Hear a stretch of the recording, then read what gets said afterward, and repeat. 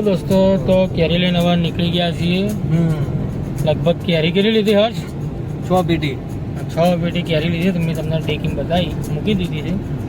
કેરી જેટલી લઈએ એટલી ઓછી લાગતી હતું કારણ કેરી બહુ મસ્ત હતી મિત્રો. અને હવે રિટર્ન થઈએ છીએ.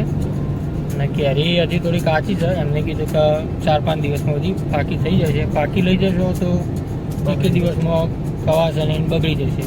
થોડી કાચી પાકી કેરી અમે લીધી છે બધી. તો હવે જઈએ છીએ. અને દોસ્તો તમે જુઓ ખાલી લોકેશન, જબરજસ્ત લોકેશન છે. જુઓ ભાઈ કેરી આવી. કેરીના હોબા તમને બહુ જોવા મળે છે. નારિયેળી અહીંયા બહુ નારિયેળી વાવી છે અહીંયા. જુઓ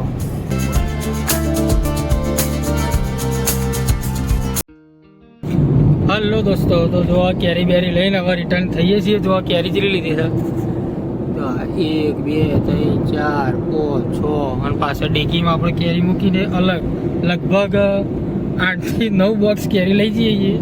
બોલમય ભાઈને સ્ટેટસમાં મેળ દીધેલું એટલા બધાએ મંગાવી છે ભાઈ બહેનોએ. હવે લઈ જઈએ છીએ બધાની એક પેટી કરી.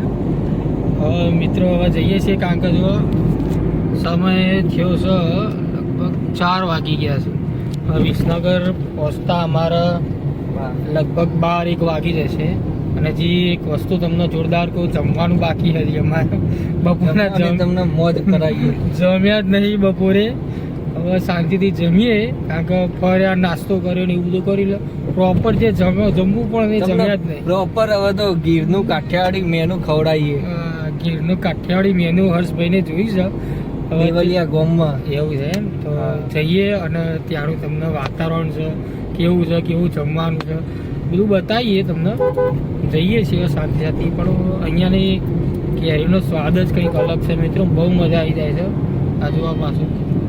આજુબાજુ કેરી તમને બહુ જોવા મળશે મિત્રો. આગળ બાબાની વાડીઓ આ જો એક આગળ જ જાય આખું ટ્રક ભરી.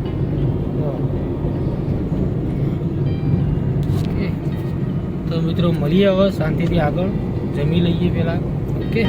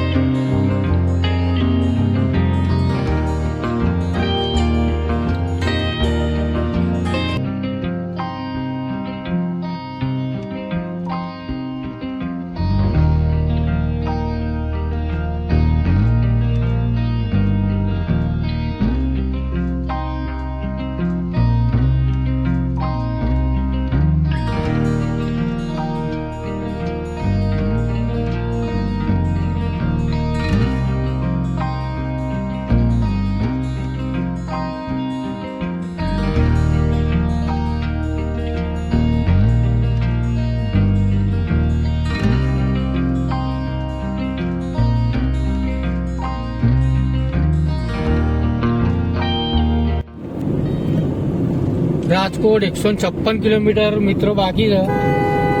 અને આ ફાટક બંધ છે અહીંયા. તો મિત્રો જો આ ફાટક બંધ છે, અહીંયા હવે અમે ઊભા રહીશું કારણ કે ફાટક બંધ છે એટલે બીજું કોઈ નહીં. ટ્રેન આવશે. હલો દોસ્તો, તો જો આ ટ્રેન આવી ગઈ. આ જાય જો